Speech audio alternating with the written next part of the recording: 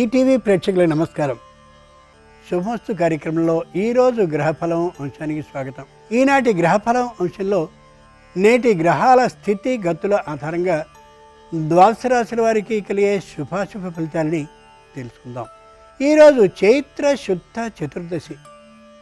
చైత్ర పూర్ణిమకి ముందు రోజైన ఈ శుద్ధ చతుర్దశి నాడు రాత్రి వేళ అంటే నిండు పున్నమి వేళ ఒంటిమిట్టలో శ్రీ కోదండరామస్వామి వారికి కళ్యాణాన్ని చేయడం అనాదిగా వస్తున్నటువంటి ఆచారం.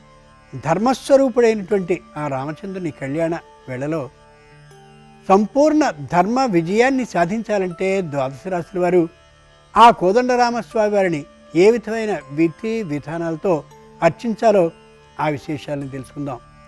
దీంతో పాటుగా నిత్య పూజని ఆచరించడంలో ఉండే పరమార్థం ఏమిటో ఆ విశేషాన్ని మన ధర్మం శీర్షికలో తెలుసుకుందాం. ముందుగా నేటి పంచాంగం. స్వస్తి శ్రీ ప్లవనామ సంవత్సరం ఉత్తరాయణం వసంత ఋతువు చైత్రమాసం శుద్ధపక్షం. ఇక క్రమంగా మేషాది ద్వాదశ రాశుల వారి ఫలితాలని పరిశీలించి చూద్దాం.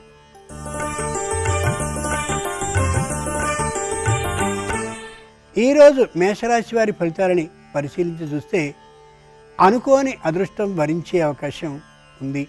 ఆప్తులు బంధువులు మిత్రులు అయినటువంటి వారు సహాయ సహకారాల్ని అందిస్తూ ఉండే కారణంగా ఆనందంగా ఉండగలుగుతారు.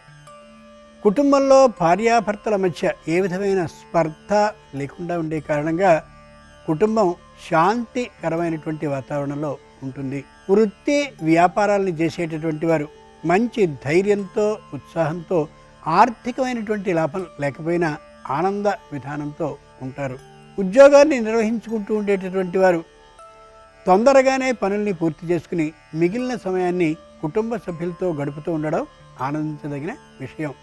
రాజకీయ రంగానికి చెందినటువంటి వారు వినోద రంగానికి చెందినటువంటి వారు ఆచి తూచి నిర్ణయాన్ని చేసుకుంటూ ఆర్థికమైనటువంటి వ్యయం లేకుండా పొదుపు సూత్రాన్ని పాటిస్తూ ఉంటారు. ఈరోజు మేషరాశి వారి అదృష్ట సంఖ్య 2. ధరించవలసిన దుస్తుల రంగు పసుపు పచ్చన. ఒంటిమిట్టలో కళ్యాణోత్సవం సందర్భంగా కోదండరామస్వామి వారిని మేషరాశి వారు గంధజలంతో అభిషేకించినట్లయితే చేపట్టిన పనుల్లో విజయం చేకూరుతుంది.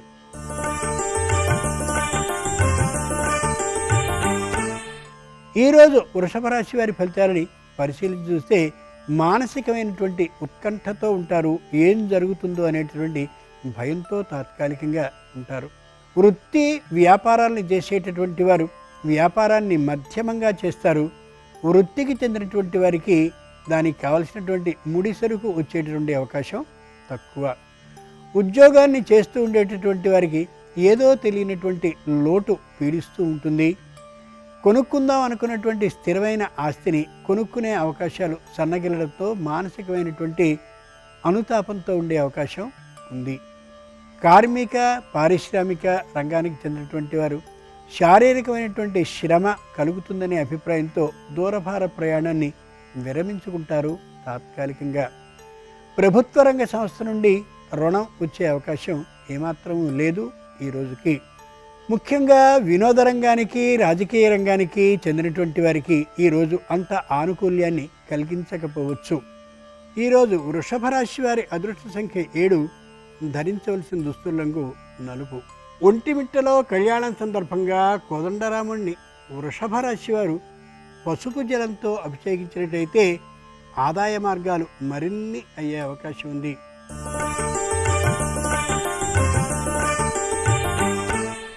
ఈరోజు మిథున రాశి వారి ఫలితాలని పరిశీలించి చూస్తే చేస్తున్నటువంటి ఉద్యోగం కంటే కూడా కుటుంబంలో వచ్చిన ప్రతికూలతల గురించే ఎక్కువ ఆలోచించే తీరు గోచరిస్తోంది. పై అధికారుల దృష్టిలో వీరు సాత్వికులుగా కనిపించినప్పటికీ కూడా తాత్కాలికమైనటువంటి కుటుంబ పరిస్థితుల దృష్ట్యా తీవ్రమైన అసహన భావంతో ఉండే అవకాశం ఉంది. వృత్తి వ్యాపారాలను చేసేటటువంటి వారు రుణాన్ని తీర్చలేనటువంటి స్థితిలో 2-3 రోజుల పాటు వ్యాపారాల్ని కట్టివేసే పరిస్థితి గోచరిస్తోంది. వ్యాపార సంస్థల్ని తెరిచి ఉంచడం మంచిది. ఏ విధమైనటువంటి దూకుడుతనం లేకుండా వ్యవహరిస్తారు కుటుంబంలో గృహిణులు. ముఖ్యంగా కార్మిక పారిశ్రామిక రంగానికి చెందినటువంటి వారు భాగస్వాముల్ని సంప్రదించి తమకి ఇష్టం లేనటువంటి ఆలోచనని వారు తెలియచేసిన దాన్నే అవలంబిస్తూ అనుకూల దృక్పథంతో ఉంటారు. చెప్పుకోదగ్గ అంశం అది. ఈరోజు మిథున రాశి వారి అదృష్ట సంఖ్య 5. ధరించవలసిన దుస్తుల రంగు ఆకుపచ్చన. ఒంటిమిట్టలో కళ్యాణం సందర్భంగా కోదండరాముణ్ణి మిథున రాశి వారు కుంకుమ జలంతో అభిషేకించినట్లయితే ఉద్యోగపరమైనటువంటి ఒత్తిళ్లు క్రమంగా తొలగిపోతాయి.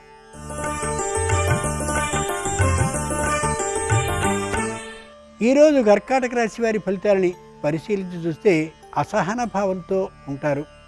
ఉద్యోగాల్ని చేస్తూ ఉండేటటువంటి వారు ఉద్యోగాన్ని విడిచేయాలన్నంతటి చికాకు భావంతో ఉండే అవకాశం ఉంది. ఉద్యోగాన్ని విడిచివేయడం సరి కాదు. వృత్తి వ్యాపారాలను చేసేటటువంటి వారు తాత్కాలికమైనటువంటి విసుగు చిరాకు భావనతో ఉంటారు. ఆదాయం సన్నగిల్లిపోయినటువంటి కారణంగా రుణాన్ని తీర్చేటటువంటి సందర్భంలో ఆలోచించి మాత్రమే రుణాన్ని తీర్చాలి తప్ప ఒక్కుమ్మడిగా మొత్తం ఒకసారి తీరుద్దామనే ఊహ ఏమాత్రమూ సరి కాదు. కార్మిక పారిశ్రామిక రంగానికి చెందినటువంటి వారు విద్యుత్ పరికరాలు, అలాగే కటింగ్ పరికరాలు, అలాగే వెల్డింగ్ మొదలైనటువంటి వాటి విషయంలో చాలా జాగ్రత్తగా వ్యవహరించాలి. భద్రతా ప్రమాణాలని పాటించాలి, పాటింపచేయాలి, ప్రచారాన్ని కూడా చేయవలసి ఉంటుంది. రాజకీయ రంగానికి చెందినటువంటి వారికి అనుకూల కాలం ఇది. అలాగని చెప్పి దూకుడుతనంతో పోవడం ఇబ్బందిని కలిగించే అంశం కూడా. ఈరోజు కర్కాటక రాశి వారి అదృష్ట సంఖ్య 2. ధరించవలసిన దుస్తుల రంగు తెలుపు. ఒంటిమిట్టలో కళ్యాణం సందర్భంగా కోదండరామస్వామి వారిని కర్కాటక రాశి వారు నారికేళ జలంతో అభిషేకించినట్లయితే అనారోగ్య భావనలు తొలగిపోతాయి.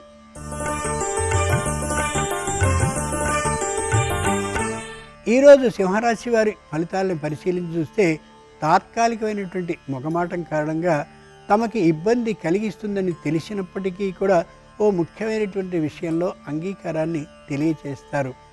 ఆర్థికమైనటువంటి లోటు ఒక పక్కన పీడిస్తూ ఉన్నప్పటికీ కూడా కొత్తదైనటువంటి ఆస్తిని కొనాలి అనే ఆలోచనతో అడ్వాన్స్ని ఇచ్చి ఇబ్బంది గురయ్యేటటువంటి అవకాశం బలంగా ఉంది.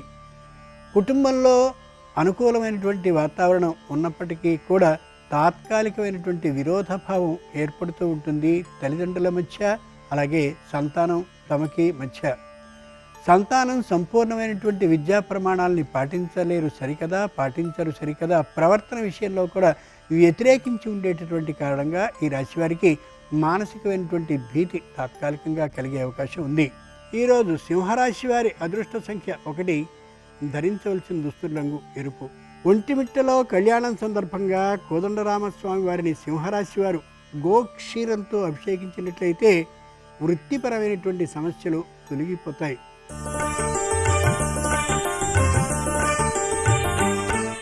ఈరోజు కన్యారాశి వారి ఫలితాలని పరిశీలించి చూస్తే స్పెక్యులేషన్ కారణంగా నష్టపోయి మానసిక నిరుత్సాహంతో ఉంటారు. రుణాన్ని ఇస్తారు, దాన్ని తిరిగి వసూలు చేసుకోవడంలో శత్రు భావం బయటపడేసరికి మానసికమైనటువంటి అనువేదనతో గడిపే అవకాశం ఉంది. స్థాన చలనాన్ని చేయాలి అని ఒకప్పుడు అనుకున్నటువంటి ఆలోచనని పూర్తిగా విరమించుకోగలుగుతారు. వేతన అభివృద్ధి ఉద్యోగస్తులకు కలుగుతుంది అని అనుకునేటటువంటి ఆలోచన ఏమాత్రము అనుకూలించనటువంటి కారణంగా మానసికమైనటువంటి దుఃఖంతో ఉండే అవకాశం ఉంది. ముఖ్యంగా కార్మిక పారిశ్రామిక రంగానికి చెందినటువంటి వారు ఉద్యోగుల్ని తొలగించాలనేటటువంటి ఆలోచనకి వస్తారు. దానివల్ల ప్రతికూలత బాగా పెరిగే అవకాశం ఉందనే యథార్థాన్ని మర్చిపోకూడదు. వృత్తి వ్యాపారాలను చేసేటటువంటి వారు రుణాన్ని తీసుకోవడం ఏమాత్రము సరికాదు. ఈరోజు కన్యారాశి వారి అదృష్ట సంఖ్య 5. ధరించవలసిన దుస్తుల రంగు నీలం. ఒంటిమిట్టలో కళ్యాణం సందర్భంగా కోదండరామస్వామి వారిని కన్యారాశి వారు పుష్ప జలంతో అభిషేకించినట్లయితే అందరి ఆకర్షణకి పాత్రులవుతారు. అపనిందలు అపకీర్తులు తొలగిపోతాయి.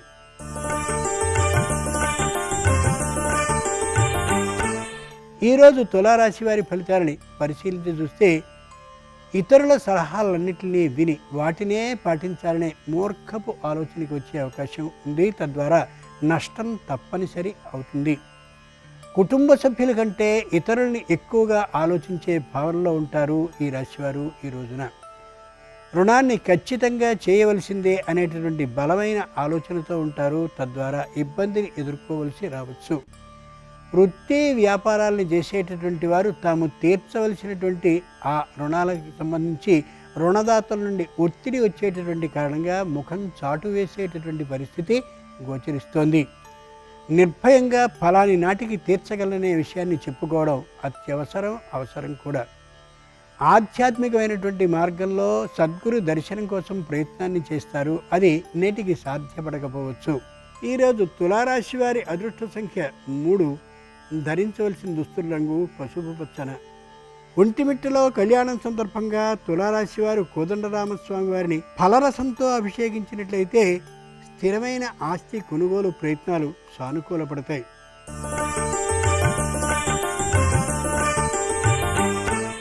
ఈరోజు వృశ్చిక రాశి వారి ఫలితాలని పరిశీలించి చూస్తే ఆర్థికంగా బాగా లాభంగా ఉంటారు. స్థిరమైనటువంటి ఆస్తిని కొనుగోలు చేయాలనే గట్టి నిర్ణయానికి వస్తారు.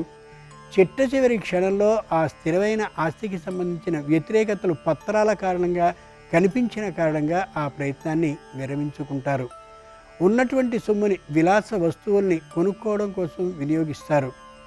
కార్మిక పారిశ్రామిక రంగానికి చెందినటువంటి వారు భాగస్వాములతో అనుకూల భావనతో ఉండేందుకు తగ్గి ప్రవర్తిస్తారు. కుటుంబంలో స్త్రీలు మాట దూకుడుతనాన్ని పూర్తిగా తగ్గించుకుంటారు. ఏ విధమైనటువంటి అనారోగ్య భావన కూడా లేకుండా ఉండగలుగుతారు. సంతానం విద్యార్థి దశలో ఉన్నట్లయితే వారితో తాత్కాలికమైన విరోధ భావం కలిగి ఉంటారు తల్లిదండ్రులు. అలాగే తల్లిదండ్రుల పట్ల సంతోషకరమైన సుముఖ భావాన్ని కలిగి ఉండరు సంతానం. పరిస్థితిని చక్కదిద్దుకోవడం ఎంతైనా అవసరం, వీలైనంత తొందరగా. ఈరోజు వృశ్చిక రాశి వారి అదృష్ట సంఖ్య 1. ధరించవలసిన దుస్తుల రంగు ఆకుపచ్చన. ఒంటిమిట్టలో కళ్యాణం సందర్భంగా వృశ్చిక రాశి వారు కోదండరామస్వామిని తెల్లగన్నేరులతో అర్చించినట్లయితే కుటుంబంలో ఆహ్లాదకర పరిస్థితులు వెల్లివిరుస్తాయి.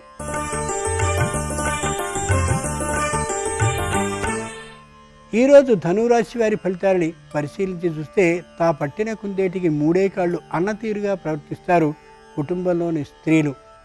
ఆ కారణంగా కుటుంబ వాతావరణం పూర్తిగా దెబ్బతినే అవకాశం ఉంది. ఇతరుల సహాయ సహకారాలను ఏమాత్రమూ స్వీకరించకుండా అన్నీ తామే చేసుకోగలవనే మూర్ఖపు ఆలోచనతో ఉంటారు. అది సరికాకపోవచ్చు.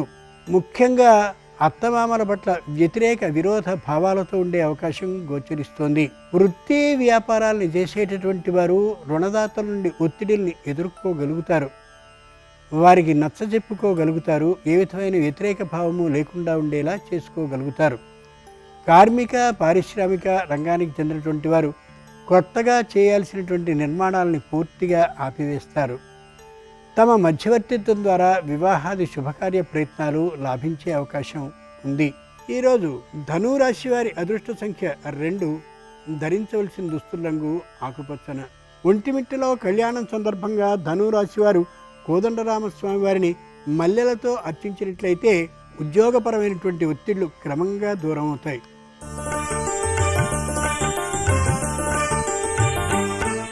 ఈరోజు మకర రాశి వారి ఫలితాలని పరిశీలించి చూస్తే తాము చేస్తున్నది తప్పే అని తెలిసినప్పటికీ కూడా అదే మార్గంలో ప్రయాణించే ఆలోచనతో ఉంటారు ఈ రాశివారు.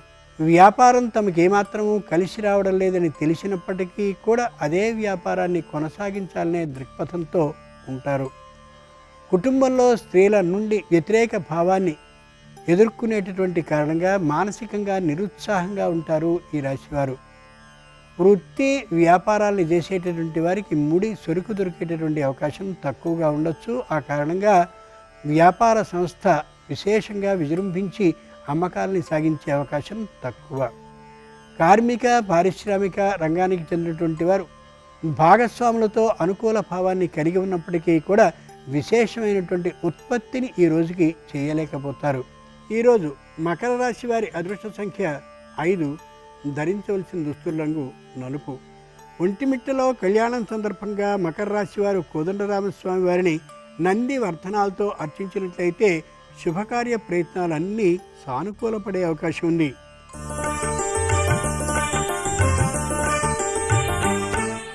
ఈరోజు కుంభరాశి వారి ఫలితాలని పరిశీలించి చూస్తే ఆశ బారెడైనటువంటి కారణంగా తీసుకోబోయే రుణాన్ని కూడా ఎక్కువ మొత్తంలో తీసుకునే అవకాశం ఉంది. అయిన వారి నుండి రుణం లభించినటువంటి కారణంగా ప్రభుత్వ రంగ సంస్థ నుండి రుణాన్ని తీసుకోగలుగుతారు. అయితే ఈ రుణాన్ని తీర్చడం చాలా కష్టం కావచ్చు. ముందు నాటికి ఆలోచించి ప్రవర్తించాలి. వృత్తి వ్యాపారాలను చేసేటటువంటి వారికి ఏమాత్రమూ కలుసుబాటుతనం లేకుండా ఉండేటటువంటి రోజు ఈ వేళ. కార్మిక పారిశ్రామిక రంగానికి చెందినటువంటి వారిలో భాగస్వాములతో విరోధభావం ఏర్పడే అవకాశం బాగా ఉంది. అందరితోనూ సమన్వయ భావంతో ప్రవర్తించాల్సిన అవసరం ఉంది. నిదానించి మాట్లాడడం చాలా అవసరం.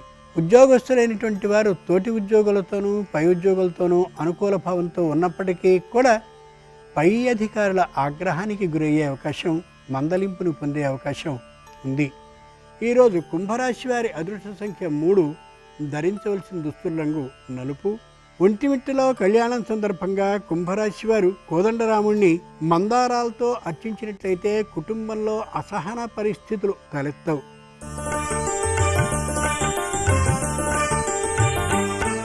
ఈరోజు మీనరాశి వారి ఫలితాలని పరిశీలించి చూస్తే మాటలో నేర్పరితనంతో చక్కనైనటువంటి ఆదాయాన్ని పొందగలుగుతారు. స్థిరమైనటువంటి ఆస్తుల విషయం ద్వారా అన్నదమ్ములతో తాత్కాలికంగా ఆస్తి పంపకాల విషయంలో విరోధభావం ఏర్పడే అవకాశం ఉంది. కాబట్టి చెప్పదలిచిన మాటని నిదానంగా చెప్పడం చాలా అవసరం. అపకీర్తి అపనింద లేకుండా ఉండేలా ప్రవర్తించడం అత్యవసరం. వృత్తి వ్యాపారాలను చేసేటటువంటి వారు దూకుడుతనంతో వ్యాపారాన్ని చేయడం పూర్తిగా మానేసుకుంటారు. ఆహ్వానించదగినటువంటి పరిణామం. ఉద్యోగాన్ని చేస్తూ ఉండేటటువంటి వారు పై అధికారుల ప్రాపకం కోసం పరితపిస్తూ కనిపిస్తారు. అంత క్రిందికి దిగజారి ప్రవర్తించడం ఏమాత్రమూ సరికాకపోవచ్చు. ఈరోజు మీనరాశి వారి అదృష్ట సంఖ్య 4. ధరించవలసిన దుస్తుల రంగు ఎరుపు. ఒంటిమిట్టలో కళ్యాణం సందర్భంగా మీనరాశి వారు కోదండరామస్వామి వారిని సువర్ణ గన్నేరులతో అర్చించినట్లయితే క్లిష్ట సమస్యలు అనేవి కలగవు. మన జన్మకి కారణం లౌకికంగా తల్లిదండ్రులే అయినా ఆ తల్లిదండ్రుల ద్వారా మనం కలగడానికి యథార్థమైనటువంటి మూలశక్తి ఆ పరమేశ్వరుడు. ఆయన సంపూర్ణమైన సౌభాగ్యాన్ని, మానసిక ప్రశాంతతని మనకు కలగజేయడం కోసం నిత్య పూజని ఆచరించడం తప్పనిసరి. ఆ నిత్య పూజని ఆచరించడంలో ఉండే పరమార్థం ఏమిటో ఆ విశేషాన్ని మన ధర్మం శీర్షికలో ఇప్పుడు తెలుసుకుందాం.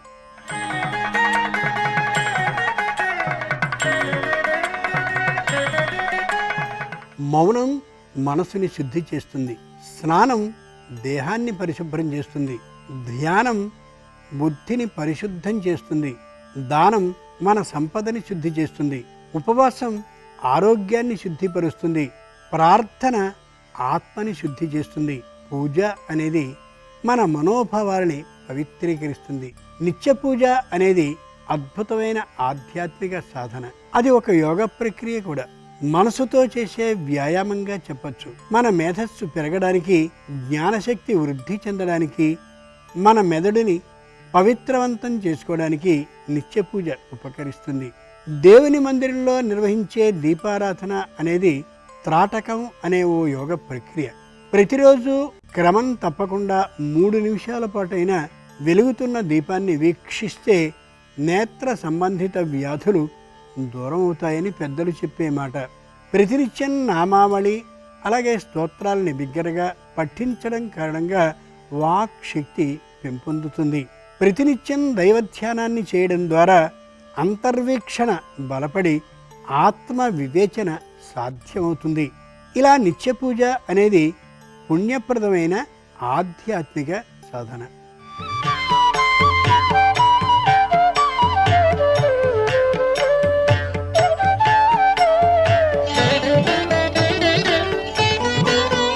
శుభమస్తు కార్యక్రమంలో గృహబలం అంశానికి స్వాగతం. ప్రతి వ్యక్తి కూడాను ఇంటిలో నివసించేటువంటి వారు ఆరోగ్యప్రదమైనటువంటి సూత్ర ప్రాతిపదికల్ని ఆచరించి తీరాలి. ఏమిటి ఆరోగ్యప్రదమైనటువంటి విధి విధానాలు అంటే, నిద్రకు ఉపక్రమించేటప్పుడు దైవనామం చేసుకోండి. మీకు ఇష్టం వచ్చినటువంటి దేవుణ్ణి తలుచుకొని నిద్రపోవడం చాలా మంచిది. నిద్ర నుంచి లేస్తూనే కూడాను దైవానికి కృతజ్ఞతలు చెబుతూ మీరు నిద్ర నుంచి లేచి భూమాతకు నమస్కారం చేసి ఉత్తర దిశలో కానీ తూర్పు దిశలో కానీ నడవాలి.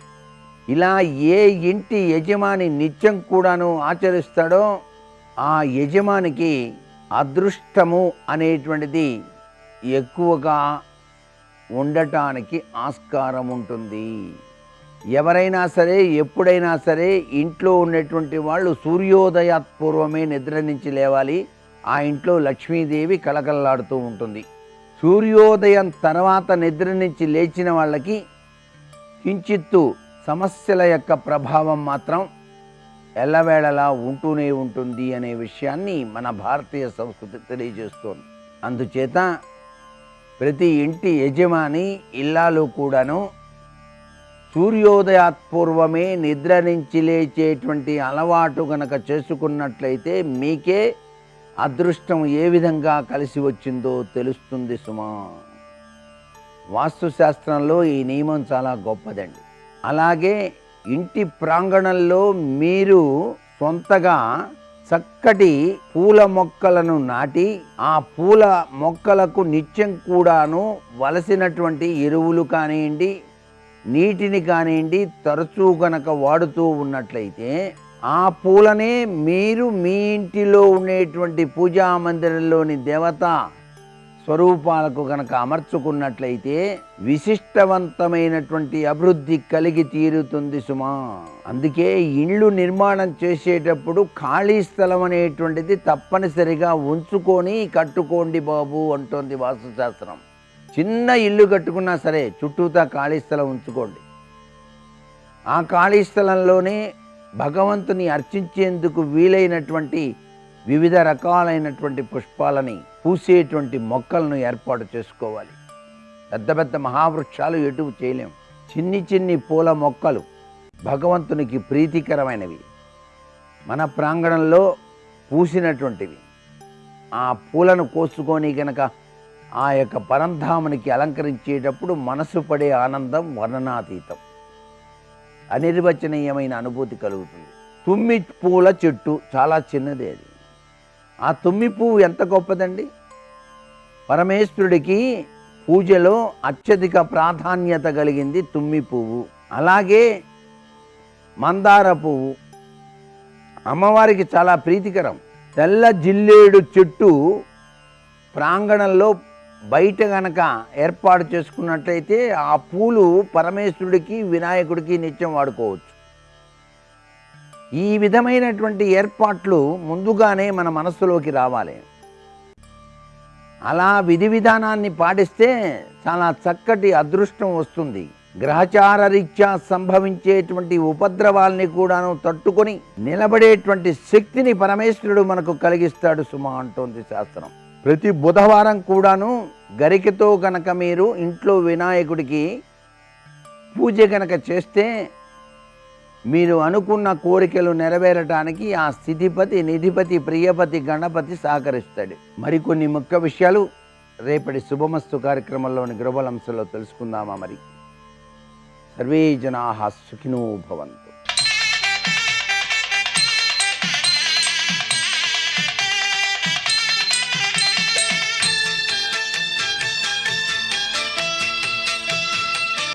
శుభమస్తు కార్యక్రమంలో శ్రీరస్తు అంశానికి స్వాగతం. ఈరోజు చైత్రమాసం శుక్లపక్షం చతుర్దశి తిథి సోమవారం చిత్తా నక్షత్రం. ఈరోజు నృసింహ డోలోత్సవము అని అంటారు. అంటే డోలోత్సవము అంటే లక్ష్మీదేవిని నరసింహస్వామిని ఉయ్యాలయందు కూర్చుండబెట్టి వసంతోత్సవంగా చేసేటువంటి ఒక అద్భుతమైనటువంటి ఒక ప్రక్రియ. ఈ నృసింహ డోలోత్సవం నరసింహ క్షేత్రముల యందు ప్రధానంగా క్షేత్రాచారాన్ని బట్టి, ప్రాంతీయ ఆచారాన్ని బట్టి ఈరోజు జరిపిస్తూ ఉంటారు. కొన్ని క్షేత్రముల యందు ఈ డోలోత్సవం అనేటువంటిది ఫాల్గుణ మాసంలో శుక్లపక్షంలో చతుర్దశి పౌర్ణముల యందు కూడా ఆచరించేటువంటి విధానం ఉన్నది. కొన్ని నృసింహ ఆవిర్భావ క్షేత్రముల యందు ఈ చైత్ర శుక్ల చతుర్దశి రోజున నృసింహ డోలోత్సవాన్ని నిర్వహిస్తూ ఉంటారు. ఇక ఈ రోజున ఆంధ్రదేశంలో సుప్రసిద్ధమైన అద్భుతమైనటువంటి దివ్యధామం, దివ్య క్షేత్రం ఒంటిమిట్ట. ఒంటిమిట్టలో వేంచేసినటువంటి కోదండరాముల వారికి ఈ రోజున అద్భుతమైనటువంటి సీతారామ కళ్యాణ మహోత్సవాన్ని కనుల పండుగగా చేయబోతున్నారు. మరి భద్రాచల క్షేత్రమునకు ఎంత ప్రాధాన్యం ఉందో అలాగే ఒంటిమిట్ట క్షేత్రమునకు కూడా అంతే విశేషమైనటువంటి ప్రాధాన్యం ఉంది. కావున ఒంటిమిట్టలో వెంచేసినటువంటి ఆ కోదండ రామస్వామి సీతారాముల యొక్క కళ్యాణ మహోత్సవము ఈరోజు అద్భుతంగా జరగనున్నది. అందుకే ఈ రోజున నృసింహ స్తోత్రము, కరావలంబ స్తోత్ర పారాయణము, అలాగే రామచంద్రమూర్తికి సంబంధించినటువంటి శ్రీరామ రక్ష స్తోత్ర పారాయణము చేయటము.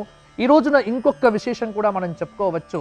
సాయంకాల సంధ్యా సమయంలో ఈ చైత్ర శుక్ల చతుర్దశి రోజున్నే షోడశ దత్తాత్రేయ అవతారములలో విశ్వంభర అవధూత దత్తావతారం ఈ రోజు వచ్చినట్టుగా మనకు దత్తపురాణ కథనం చెప్తోంది.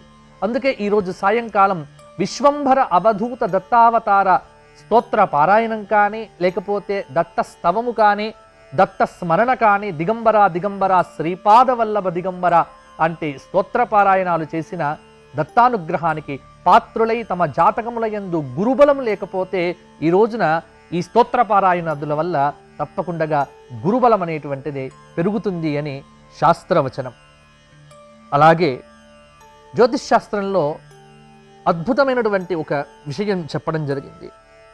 దినక్షయము, భద్ర, యమగంట, దగ్ధయోగము, మృత్యుయోగము, దుష్టయోగము, ఇటువంటి ఈ యోగముల యందు ఎవరైనా కనుక పిల్లలు పుట్టినప్పుడు, అంటే ఈ అవయోగాలు ఉంటాయి, ఈ యోగముల యందు కనుక పుట్టినట్లయితే విశేషమైనటువంటి దోషం ఉంటుంది. దాన్ని నివారణ చేయించటానికి మహాదేవుడి యొక్క పాశుపత అభిషేకం కానీ, ఏకాదశ రుద్రాభిషేకం కానీ చేయించి మహాదేవుడి యొక్క అనుగ్రహమును కనుక పొందినట్లయితే అపమృత్యు దోషముల నుండి ముక్తుడవుతాడు అని మనకు సదాచార రత్నమాల తెలియచేస్తోంది. స్వస్తి.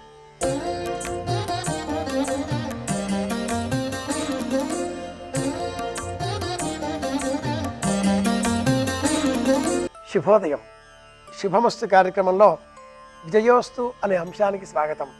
జీవితంలో విజయం పొందాలి అంటే మాట తడబడకూడదు, సక్రమంగా మాట్లాడాలి. విద్యాభ్యసన దశలో ఏ విధంగా కూడా రాజీ పడకూడదు, బాగా విద్యను అభ్యసించాలి. ధన సంపాదన చేసేటటువంటి పనులు చేపట్టినప్పుడు ఎక్కడా కూడా రాజీ పడకూడదు. నిర్మోహమాటంగా, నిరాటంకంగా డబ్బుకు సంబంధించిన వ్యవహారాలలో నిష్కాపట్యంగా మాట్లాడాలి. నిక్కచ్చిగా ఉండాలి. అర్థవంతంగా మాట్లాడగలగాలి. అంటే లోకంలో ఏ విషయంలోనైనా విజయం పొందాలి అంటే మాట ఎంత అవసరమో మనకు తెలిసి వస్తుంది.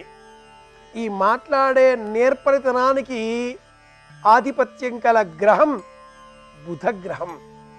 గురువు గ్రహం కారణంగా మాట్లాడితే మాట్లాడే ఊహ కలిగించేటటువంటి గ్రహం బుధగ్రహం. బుధగ్రహానికి సంపూర్ణమైన వ్యతిరేక గ్రహం చంద్రగ్రహం. ఈ చంద్రగ్రహం మనస్సు పైన ప్రభావం చూపిస్తుంది. సోమవారానికి ఆధిపత్యం చంద్రగ్రహానికే ఉంది. మనస్సు అధీనంలో ఉంటే బుద్ధి సక్రమంగా పనిచేస్తుంది. బుద్ధి సక్రమంగా ఉన్నప్పుడే మాట లక్షణబద్ధంగా ఉంటుంది. మాట అలా సక్రమబద్ధంగా ఉన్నప్పుడే జీవితంలో విజయం సాధించగలుగుతాం. అంటే విజయానికి మూలం బుద్ధి, బుద్ధికి మూలం చంద్రుడి యొక్క అనుకూలత అని కూడా చెప్పుకోవాలి. అలా ఆ చంద్రగ్రహ అనుకూలత మనం పొందాలి అంటే పాటించవలసినటువంటి పరిహారాలలో మొట్టమొదటిది తెలుపు రంగు వస్త్రాలను ధరించడం, తెల్లని వస్త్రాలు దానం ఇవ్వడం, తెల్లని భస్మాన్ని నుదుటన బొట్టుగా పెట్టుకోవడం, తెల్లని భస్మంతో శివారాధన చెయ్యడం. ఈశ్వరా నీవే తప్ప ఇతఃపరం పెరగను అంటూ ఈశ్వరునికి ప్రీతికరంగా భస్మంతో అభిషేకం చేస్తే, శుద్ధమైనటువంటి భస్మముతో అభిషేకం చేస్తే మనసులో ఉన్న సంకల్పం నెరవేరుతుంది.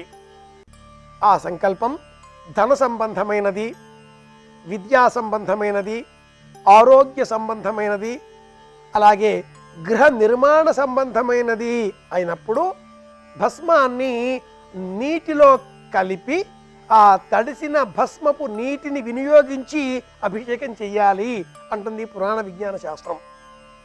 ఈ శాస్త్ర విజ్ఞానంలో గమనించే అంశం ఏమిటి అంటే, నీటికి ఆధిపత్యం చంద్రుడు, భస్మంలో ఉండే తెలుపు రంగుకు ఆధిపత్యం చంద్రుడు, భస్మ గుణానికి ఆధిపత్యం గురువు. భస్మం తయారీగా వినియోగించే క్రమంలో ఆవు పేడ వినియోగిస్తాం. ఆ ఆవు పేడ ఆ స్వరూపానికి మూల కారణం బుధుడు. అంటే గురువు, బుధుడు, చంద్రుడు అనుకూలతను మనం పొందాలి అంటే నీటిలో భస్మమును కలిపి ఆ నీటితో అభిషేకం చేయాలి. ఆ నీటితో చేసిన అభిషేకం పిదప తడిసిన ఆ భస్మాన్ని నుదుటన అడ్డుగా శివ ప్రసాదంగా బొట్టుగా ధరించాలి. అలా చేస్తే శివానుగ్రహము లభిస్తుంది, చంద్రుని అనుకూలత పెంచుకోగలుగుతాం, ఆర్థికపరమైన విజయము లభిస్తుంది, చదివే చదువు వంట పడుతుంది, మంచి మాట అలవడుతుంది. బుద్ధి చాతుర్యంతో ప్రవర్తించే సమయంలో మాట సక్రమంగా రాకపోతే వెటకారం పెరుగుతుంది. మాట్లాడే మాటలో రెండేసి అర్థాలు గోచరిస్తూ ఉంటాయి. చక్కటి సవ్యమైన అర్థంతో మనం మాట్లాడినప్పటికీ ఎదుటివారికి దురర్థం గోచరించే ప్రమాదము తరచుగా ఘటిస్తూ ఉంటుంది. దీనికి కారణం ఏమిటా అని ఆలోచిస్తే రాహుగ్రహ అననుకూలత అనాలి. రాహువు లగ్నానికి సప్తమంలో ఉన్న, లగ్నములో ఉన్న, 2వ ఇంట ఉన్న, అలాగే 5వ ఇంట ఉన్న విపరీత ఫలితాలను రాహు అందిస్తూ ఉంటాడు. ఈ రాహుగ్రహం ఏ స్థానంలో ఉన్నా ఆ స్థానం ఇచ్చేటటువంటి ఫలితం వ్యతిరేకమవుతుంది. అలా మనం మాట్లాడే మాట ఎదుటి వారికి వెటకారంగా తోస్తున్నది అని మనకు అర్థమైన మరుక్షణం మనం పాటించే పరిహారంలో చిన్న మార్పు చేసుకోవలసి ఉంటుంది. అదేమిటి అంటే, మేళవించిన ఆ భస్మపు పొడిలో కొంత గంధమును కొంత కుంకుమను కలుపుకోవాలి. గంధము, కుంకుమ, భస్మము ఈ మూడింటిని కూడా కలిపి బొట్టు పెట్టుకుంటే రాహుగ్రహ దోష నివారణ కూడా జరుగుతుంది. మాట్లాడే మాట అర్థవంతంగా ఒకే అర్థంతో ప్రయాణిస్తుంది, ఎదుటి వారికి ఒకే అర్థం భాషిస్తుంది. మాట ఏర్పడే రూపంలో పండ, చత్వ, మేధ, చార్విణి అనే 4 దశలు ఉన్నట్లుగా తత్వశాస్త్రం బోధిస్తుంది. ఏ మాట మాట్లాడినా మాట మాట్లాడడం కోసం మూలం ఒకటి మన ఉదరంలో రూపుదిద్దుకుంటుంది. అక్కడ ఉండే గాలి ఉష్ణతత్వానికి ప్రేరేపితమై ఊర్ధ్వ మార్గంలో ప్రయాణిస్తుంది. నాభిష్టవన్నిమాహన్ని సప్రేరయతి మారుతం అంటాడు పాణిని అష్టాధ్యాయిలో. నాభిలో ఉండేటటువంటి అగ్ని అలా ప్రేరేపించడం ద్వారా మనలో ఉండేటటువంటి గాలి ఊర్ధ్వముఖంగా ప్రయాణిస్తుంది. అది పండ. చత్వ ప్రయాణించేది. అలాగే మేధ ముఖమండలంలో ఉండేటటువంటి 42 భాగాలతో శబ్దరూపాన్ని సంతరించుకోవడం. చార్విణి ఎదుటివారి చెవిదాకా చేరడం. ఇవి మాటకు ఉండేటటువంటి 4 దశలు. ఈ 4 దశలు కూడా సక్రమంగా ఉండాలి అంటే గురువు, బుధుడు, చంద్రుడు ఈ ముగ్గురి అనుకూలతలు కావాలి. ఇందు నిమిత్తమే పాటించవలసిన పరమాద్భుతమైన పరిష్కార మార్గం మరొకటి ఉంది. సోమవారం నాడు శివారాధన చేసేటటువంటి సమయంలో అమ్మవారిని కూడా ఆరాధన చేస్తూ వాగ్వాదిన్యై నమః అన్న మంత్రాన్ని జపం చేయడం, లేదా ఆ నామాన్ని 108 సార్లు జపం చేసి పిదప ఆ జపమాలను ఈశ్వరునికి ప్రీతికరంగా సమర్పించడం, లేదా మన మెడలో ధరించడం, మన వాక్కు సక్రమంగా ఉండాలి అని కోరుకోవడం. మాట మృదువుగా ఉంటే దేవతలు మన్నన చేతి వరాలిస్తారు.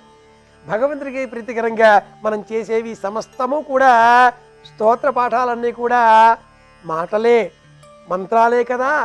భగవంతుడిని మనదాకా తీసుకువచ్చేటటువంటి వాహనం ఆ మంత్రము, ఆ మాట, భగవంతుడి నామం కనుక వాగ్వాదిన్యై నమః అన్న ఈశ్వరీ సంబంధితమైనటువంటి ఈ మాటలను మంత్రరూపంగా మనం జపం చేస్తే అమ్మవారు ఈ మంత్రం అనబడేటటువంటి వాహనంపై ప్రయాణిస్తూ మనదాకా వస్తుంది. మన మాటను ఆ తల్లి కరుణ చేత మార్చడంతో సొబగులు సంతరించుకుంటాయి, అందంగా మాట్లాడగలుగుతాం. మాట్లాడాలి అంటే మరొక పరిహారం కూడా ఉంది. ఈశ్వరునికే ప్రీతికరంగా సోమవారం నాడు తేనెతో అభిషేకం చేయడం. ఈశ్వరునికి ప్రీతికరంగా తేనెతో అభిషేకం చేస్తే కంఠధ్వని మాధుర్యాన్ని సంతరించుకుంటుంది. తేనెలో ఉండేటటువంటి మాధుర్యం మన కంఠాన్ని ఆశ్రయిస్తుంది. బెల్లం పానకంతో అభిషేకం చేస్తే కూడా ఆ మాధుర్యవంతమైనటువంటి కంఠానికి చక్కటి భాషా సౌష్ఠవం కూడా అలవడుతుంది. శివాభిషేకం మంచి భాషను మనకు సంతరించి పెడుతుంది. ఆ భాషలో వచ్చేటటువంటి సొబగులు సౌందర్యాలు ఇవన్నీ కూడా ఈశ్వర అధీనంలోనివే అంటుంది పరిహార విజ్ఞాన శాస్త్రం. శివపార్వతులను ఇరువురిని కూడా తలుచుకుంటూ మహాకవి కాళిదాసు వాగర్థ ఇవ సంపృక్తౌ అనే శ్లోకాన్ని మనకు అనుగ్రహించినట్లుగా 100 సంవత్సరాలుగా మనం చెప్పుకుంటూనే ఉన్నాం. వాక్కు అర్థము ఇలా విడివిడిగా చూడలేమో అలాగే శివపార్వతులను కూడా విడివిడిగా మనం దర్శించలేం. మనం అలాంటి రూపంలో ఆ తల్లిదండ్రులను జగద్రక్షకులుగా మాతాపితరులుగా తలుచుకొని స్తోత్రం చేసే విధంగా తేనెతో, బెల్లం పానకంతో, శుద్ధ జలంతో, కొబ్బరి నీళ్లతో, చెరుకు రసంతో, యథాశక్తి మంచినీటితో, అన్నిటికంటే కూడా విశేషంగా భస్మం కలిపిన నీటితో అభిషేకం చేస్తే మంచి మాట మనకు అలవడుతుంది. ఇవి ఈనాటి విశేషాంశాలు. మంచి మాట అన్న పదం వినగానే నోరు మంచిదైతే ఊరు మంచిదవుతుంది అన్న సామెత కూడా మనకు వినిపిస్తుంది కదా. అలా ప్రవర్తిద్దాం, విజయం పొందుదాం, అందరి క్షేమాన్ని కోరుదాం. మళ్ళీ రేపు కలుసుకుందాం. శుభమస్తు.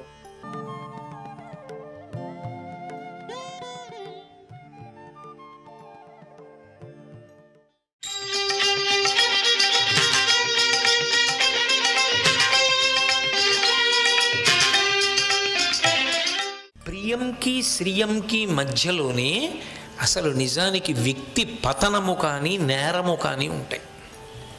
దేనికి జరుగుతాయంటే ప్రియమునకు లొంగిపోతే దాని స్థాయిని బట్టి వ్యగ్రతను బట్టి నేరము యొక్క స్థాయి ఉంటుంది.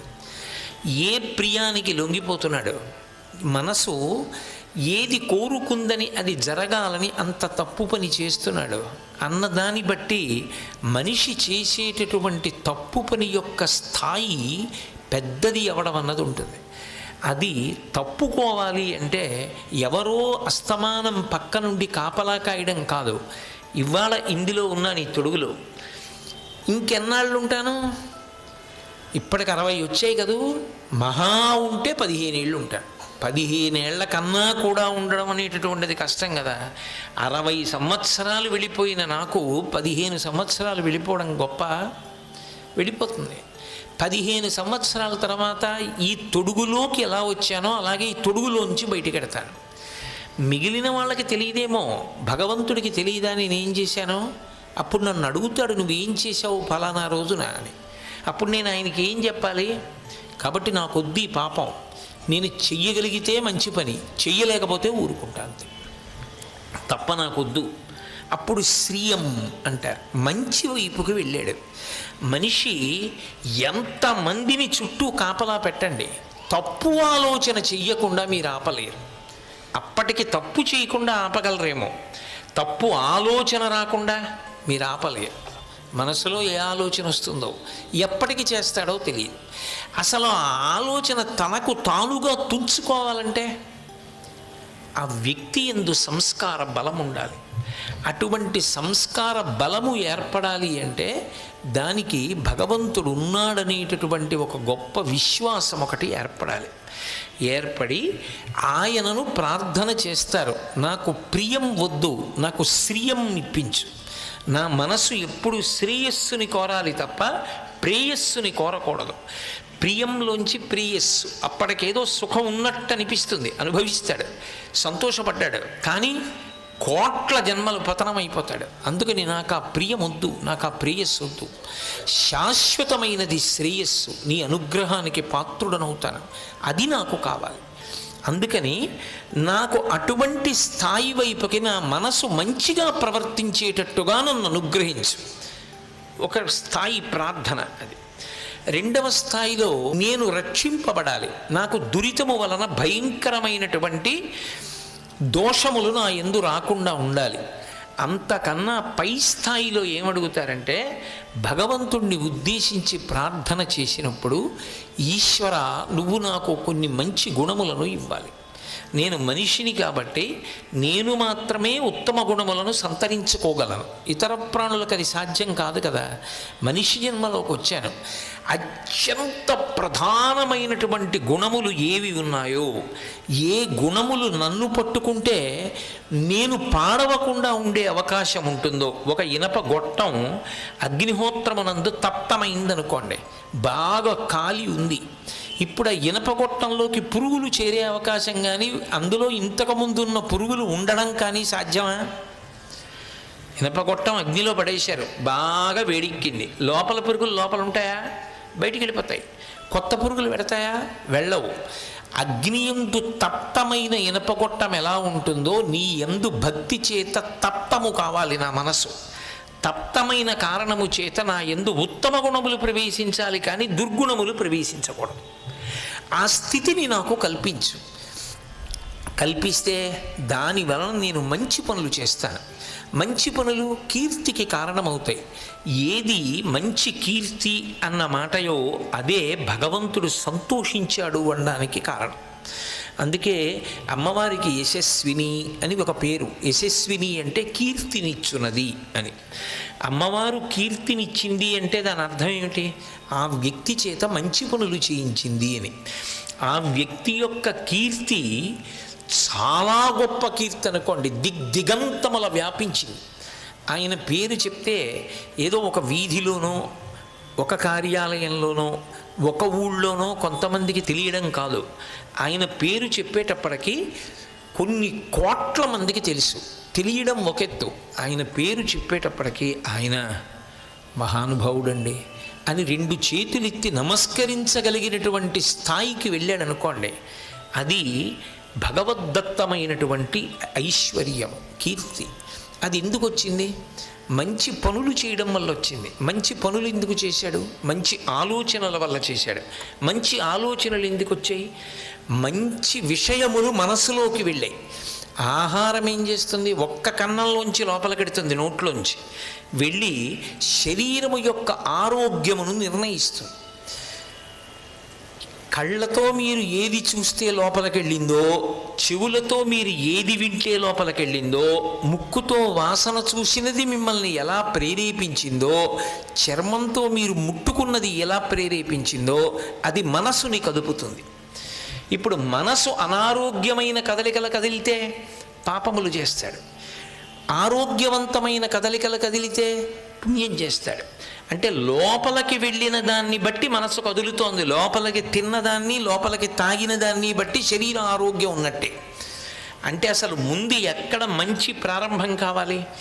లోపలికి వెళ్ళేవన్నీ మంచివి కావాలి. అందుకే వేదం భద్రం కర్ణీభిః శృణుయామ దేవాః అంటుంది.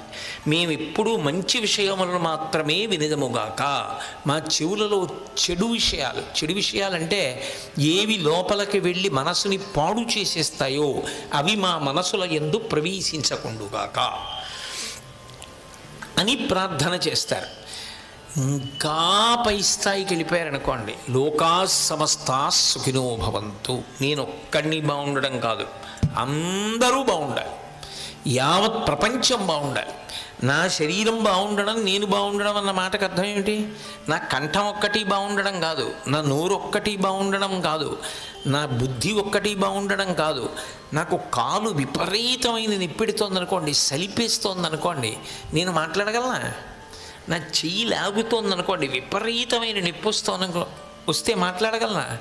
కడుపులో ఎంతో నిప్పెడుతోందనుకోండి, నేను స్వస్థతతో మాట్లాడగలనా? నేను అంటే అర్థం నా అంగప్రత్యంగములు, శరీరం అంతా కుశలంగా ఉండాలి.